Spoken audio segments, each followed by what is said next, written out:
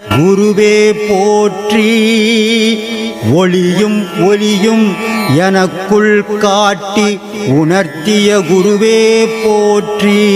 ரொம்ப சந்தோஷம். இவர் இந்த அம்மா இவர் விஓவாக இருக்கிறார், திருவள்ளூர் விஓவாக இருக்கார். இந்த அம்மா மனைவியாக இருக்கிறாங்க.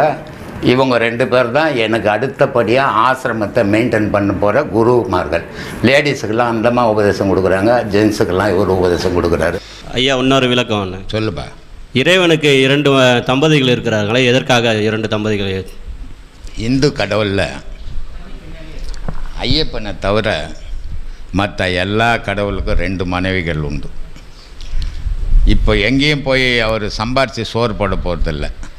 சரவணன் சம்பாரித்து சோறு போடுறவரே 3 சம்சாரம் வச்சுருக்கிறாரு. சம்பாரித்து சோறு போடாத கடவுள் 50 சம்சாரம் கூட வச்சுக்கலாம். ஆனால் வைக்கல, 2 சம்சாரம் தான் வச்சுருக்காங்க. அது முருகராக இருந்தாலும் சரி, சிவனாக இருந்தாலும் சரி, மகாவிஷ்ணுவாக இருந்தாலும். இது என்ன 2 சம்சாரம் தான் அவங்க வச்சுக்கலாமா? அவங்க தான் சம்பாரித்து சோறு போட போகிறதில்ல. எத்தனை சம்சாரம் வச்சுக்கினா என்ன? வச்சுக்கல, 2 தான் வச்சுருக்கிறாங்க. ஆனால் பொருள் புரியாத நம்ம பாமர மக்கள் என்ன பண்ணுறா, அது 2 பேரும் பொண்டாட்டின்னு நினச்சின்னுக்கிறாங்க. அது மனைவி இல்லை, பெண்ணை காட்டுறது. உலகத்தில் இன்பம் எங்கே பிறகுதுன்னா ஒரு பெண்ணுக்கிட்ட தான் பிறகுது, துன்பம் எங்கே பிறகுதுன்னா ஒரு பெண்ணுக்கிட்ட தான் பிறகுது. அதனால் 2 பொண்ணை வச்சு இன்பமும் துன்பமுமா நீ அனுபவிச்சுன்னுக்கிற வாழ்க்கையில்னு காட்டுறதுக்கு தான் 2 பெண் உருவத்தை பக்கத்தில் படைச்சிருக்கிறது. அதனால் ஒரு மனிதன் வாழ்க்கையில் இன்பமும் துன்பமும் இயற்கை அப்படின்றதுக்கு தான் கடவுள் பக்கத்தில் 2 பெண்ணை படைச்சு இன்பமும் துன்பமுமாக காட்டியிருக்கு. இந்த பாடல்ல அறிவு அற்றம் காக்கும் கருவி என்ன சொன்னார் பாருங்க. அறிவு அற்றம் காக்கும் கருவி செருவார்க்கும் உள்ளழிக்கலாக அரண். செருவார்க்கும் உள்ளழிக்கலாக அரண். இதை வள்ளுவர் சொல்றாரு. அந்த மனிதனின் 6வது அறிவாகிய சூக்கும சரீரம் மரணம் என்னும் அழிவிலிருந்து காக்கும் கல்வியாகும். இப்படிப்பட்ட அற்றம் காக்கும் கருவி அறிவு. அந்த அறிவை இழந்துட்டு மனசோட வாழ்ந்துகிட்டு இருந்தா என்ன நிலைமை? அப்ப அற்றம் காக்கும் கருவியை விட்டுட்டு 2 பக்கம் கூறான ஒரு கத்தியை கையில வச்சுக்கிட்டு இருக்கிறான்னா அது எதிராளியும் குத்தம், தன்னையும் குத்தம் தானே. அதுதான் சொல்றார். அறிவு அற்றம் காக்கும் கருவி, அதை பிடிச்சிக்கா. அது உன்னையும் காப்பாற்றும், மற்ற எல்லாரையும் காப்பாற்றும். 2 பக்கம் கூர்மையான மனம்ன்ற அந்த ஆயுதத்தை கையில் இருக்கிற தூக்கி தூரமாக போட்டுடு. ஏன்னா அது உன்னையும் காயப்படுத்தும், அடுத்தவங்களையும் காயப்படும் அப்படின்னு சொல்கிறாங்க. இந்த ஞானிகள் இவ்வளோ தெளிவாக இவ்வளோ விஷயங்களை சொல்லி கொடுத்தோம் கூட நம்ம எடுத்துக்கலன்னு சொன்னால் அது நம்ம இன்னும் வினை பயன் நம்மளை விட்டு போகல, இன்னும் வினையை பிடிச்சிக்கிட்டு தான் நம்ம சுற்றிக்கிட்டு இருக்கிறோன்றது தான் நம்ம தெரிஞ்சுக்கக்கூடிய விஷயம். தன்னையும் தனக்கு ஆதார தலைவனையும் கண்டாலே பின்னை அத்தலைவன் தானாய் பிரம்மமாய் பிறப்பு தீர்வான். உன்னை நீ அறிந்தாயாகில் உனக்கொரு கேடில்லை, என்னை நீ கேட்கையாலே இது உபதேசித்தன் தானே. இது ஒரு சிறப்பான இந்த பாடல்ல ரொம்ப டீப்பாக நம்ம ஞானம் எல்லாமே ஞானம் சம்பந்தமானது. இங்கே பாருங்க, தன்னையும் தனக்கு ஆதார தலைவனையும். தன்னைன்னா யாரு, தனக்கு ஆதார தலைவன்னா யார்? முதல்ல அது நம்ம புரிஞ்சுக்கணும். பிரம்மரந்தரம்ன்ற ஒன்று இருக்கு. அதில் துரியம் அப்படின்றது அந்த 7ஆம் நிலையில் இருக்கக்கூடிய பிரம்மரந்தரத்தில் துரியத்தில் நீ போனா தன்னை அறியலாம். தனக்கு ஆதார தலைவன் அங்கே இருக்கிறான்.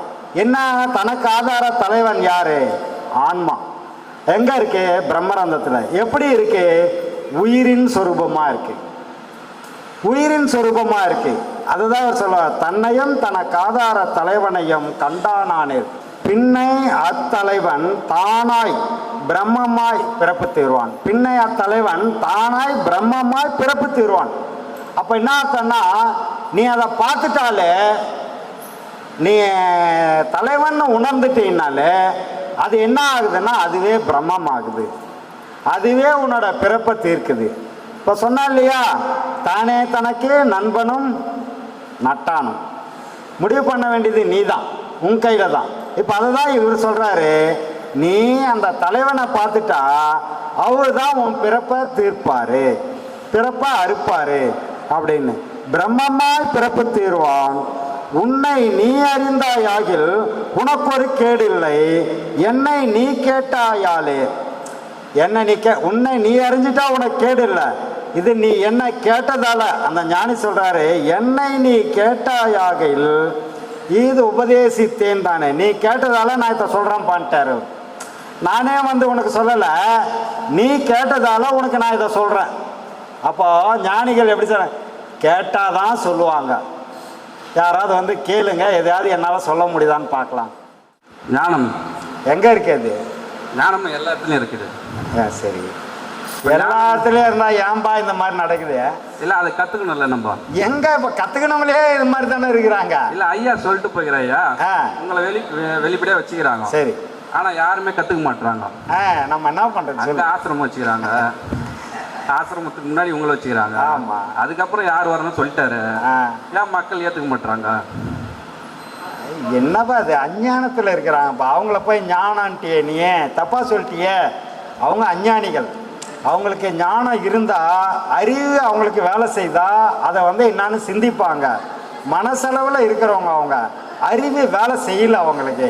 அவங்களுக்கெல்லாம் அறிவு யாருன்னு சொன்னால் அவங்க ஐயா, அவர் ஒருத்தர் தான் அறிவு அவங்களுக்கு. அதனால அவங்க அதில் இருக்கிறதுனால அவங்களுக்கு அது புரியல. நம்ம அந்த சப்ஜெக்டுக்கு வேணாம், நம்ம ஞான பாதைக்கு வந்து நிறைய பேர் புரியாத இருக்கிறாங்க.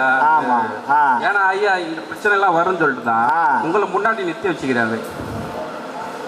ஐயோ, அதுவே ஐயா தப்பு பண்ணிட்டாருன்னு தானே சொல்லிங்கிறாங்க. அவங்கள ஏமாத்திடுவாங்கல்ல. இப்பயே ஐயா தான் சொல்லிங்கிறாங்க. ஐயா இவ்வளோ பெரிய தப்பு பண்ணிட்டு போவாரா, இப்படி பண்ணிட்டு போயிருக்கிறாருன்னு திட்டிங்கிறாங்க. நம்ம நீ புகழ்ந்துன்னு இருக்கிற, பல பேர் திட்டின்னு இருக்கிறாங்க அவரை.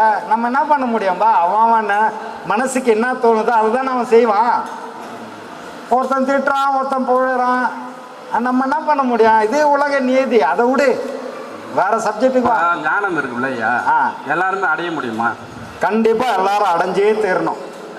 அதுக்கு மறுபேச்சே கிடையாது, மறுப்பே கிடையாது. எல்லாருக்கும் பொதுவான விஷயம் அது. இறைவன் எல்லாருக்கும் ஒன்று, இறைவன் பொதுவானவர், இறைவன் ஒரு பொருள், எல்லாருக்கும் இறைவன் ஒரு பொருள்னா எல்லாரும் அடைஞ்சே தீரணும். அதுன்றது தானே தத்துவம், ஞானம், நீதி எல்லாமே. அப்போ ஞானன்றது தான் அதே தான். ஞானம்னா இறைவன், இறைவன்னா ஞானம். அது எல்லாரும் அடைஞ்சே தீரணும். எந்த மதமாக இருக்கட்டும், எந்த மொழியாக இருக்கட்டும், ஆணாக இருக்கட்டும், பெண்ணாக இருக்கட்டும், எதை பற்றியே கவலை, எல்லாரும் இறைவனை அடையணும். அதுக்கு பேர் தான் ஞானம். இப்போ நம்ம பாடம் பண்ணுறோம் ஐயா, பாடம் பண்ண சொல்ல இப்போ எனக்கு ஞானம் அடைய முடியாதுன்னு ஆன்சர் வருதுயா. அதுக்கு விளக்கம் என்ன சொல்கிறாங்கன்னா, இறைவன் ஒரு பொருள் அடைய முடியாதுன்னு எப்படி ஆன்சர் வந்தது? முதல்ல அது சொல்ல. அதுதான் சொல்கிறேன். இப்போ இறைவன் முடிவில்லாத பொருள். ஆமாம், முடிவில்லாத பொருள் நம்ம எப்படி அடைய முடியும்? அது நம்ம கற்றுக்கினா போயினே தானே இருக்கும். ஆமாம், இப்போ ஒரு ஊருக்கு போகிறோம், பெருந்தூர் போயிடுறோம். பெருந்தூர்லேருந்து நம்ம இவ்வளோ தூரம் போகிறோம், கற்றுக்குறோம். கற்றுட்டு திரிய நம்ம வேற ஊருக்கு போனோம். அது மாதிரி எக்ஸ்டன் ஆகினே தானே போவோம். ஞானமும் அது போல் தானே? அப்படி இல்லையே. நீ ஞானத்தில் கரைஞ்சிடணும், அவ்வளோதான். நீயே ஞானமாயிடுற, தானே பிரம்மமாவது அப்படின்னாங்க. இதுதான் உனக்கு புரியல, இங்க தான் நீ தப்பு பண்ணிருக்கிற. ஆன்சர் கேட்டேன் நான். யார்கிட்ட கேட்ட? கடவுள்கிட்ட தான். சரி சரி, அவர் எப்படி கேட்டிருக்காரு? அவர் நான் சொல்றாரு, என்ன நீ பிடிக்க முடியாது, பிடிக்க முடியாதுதான். அதனால நீ சரணாகதி அடைஞ்சிடு, அதுதான் ஞானத்தினுக்கு கடைசி ரைட்டு விளக்குன்னு சொல்றேன். ரைட்டு, நல்ல விஷயம் தான் உனக்கு சொல்லியிருக்கிறாரு. ஆனா புரியுற மாதிரி நான் சொல்லிடுறேன் உனக்கு. அவர் ஏன்னா உனக்கு புரியாத மாதிரி சொல்லிட்டு இருக்கிறாரு. புரியல, அது அவர் சொன்னா புரியாது. அதுக்குதான் ஒரு குருன்னு ஒன்ன உட்கார வச்சு நீ சொல்ற அப்பதான் புரியுன்ட்டாங்க. அதனால தான் நாங்க உட்காந்து சொல்லிங்கிறோம் சாமி. அவரு புரியாத மாதிரி தான் சொல்லுவாரு. புரியல, அப்படிதான் சொல்லுவார். அந்த ஆளுக்கு அப்படிதான் பண்ணிட்டு போவான். அந்த ஆள் குழப்பி விட்டுருவான். இந்த கடவுள் சும்மாவே இல்லை, குழப்பத்துக்குன்னா வரும் அந்த ஆள். அதனாலதான் நாங்க இங்க உட்காந்து இருக்கிறோம். உங்களை மாதிரி ஆளுக்கு நாங்க சொல்லிடுறோம். ஒன்னு சித்ரா பௌர்ணமி மே 1, மே 31 ஒரு பௌர்ணமி வருது. அதையும் நம்ம செய்ய போறோம். நல்லா கிராண்டா இதே மாதிரியே பண்ணிடுவோம். இதுக்கு இடையில ஐயாது குரு பூஜை மே 17 கிராண்டா பண்ண வேண்டிய சூழ்நிலை. இதை ஏன் சொல்கிறேன், அழுத்தி சொல்கிறேன், உங்களுக்கே புரிஞ்சிருக்கோம். ஏதாவது செய்யணும்னா, விருப்பம் இருந்து ஏதாவது செய்யணும்னா, நம்ம ஆக்சிஸ் பேங்க் அக்கௌண்ட் இருக்கு, இங்கே கியூஆர் கோடு இருக்கு, அதில் உங்களால் முடிஞ்சதை நீங்கள் செய்யலாம். அன்பே சிவம் மனமே குரு என்றுணர்த்திய குருவே போற்றி. சத்தும் சித்தும் எதுவென்று உணர்த்திய குருவே போற்றி. எனக்குள் இறைவனை உணர வைத்த குருவே போற்றி. நித்திய ஆனந்தமான நித்யானந்த குருவே போற்றி. குரு பிரம்மஸ்ரீ நித்யானந்தரே போற்றி போற்றி. ஆகாமியத்தை உணர வைத்த குருவே போற்றி. இன்ப துன்பம் நாட்டம் எதுவென்று உணர்த்திய குருவே போற்றி. ஈசனை